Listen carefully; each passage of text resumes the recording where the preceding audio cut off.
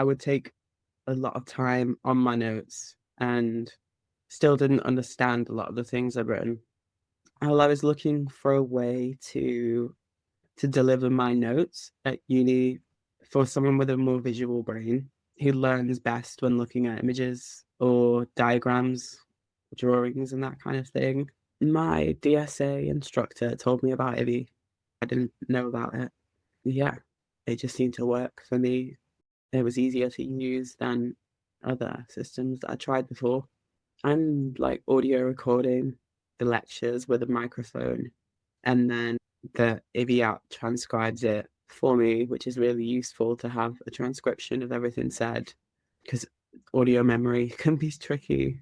And having that written down, which is pretty useful for explaining and like talking about concepts in seminars, which after you've had the lecture, I find it pretty useful because it makes complex concepts into more user-friendly points to talk about rather than going into the complexities of your particular interest.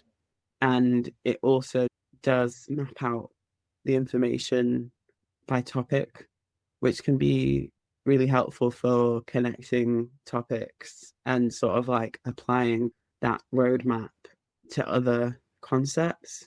I add subtext or add different points to the different categories to kind of shape them to how I think about it. And also as notes to use for essay writing to like for theory or theorists, theory or points that have been discussed by the lecturers.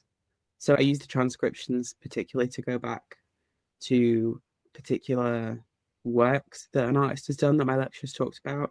If I didn't catch it, then I've got the transcript there so I can research from it. It's pretty cool. I still need to edit the document a couple of times or like change the format of it to remember it. So it's still like something that I'm like actively work with.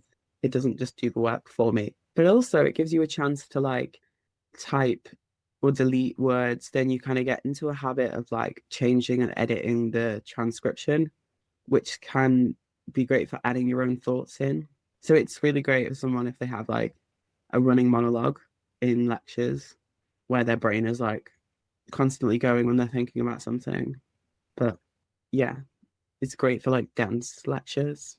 I would say it's really for somebody who wants like a base research point, like people in your seminars can also engage with it.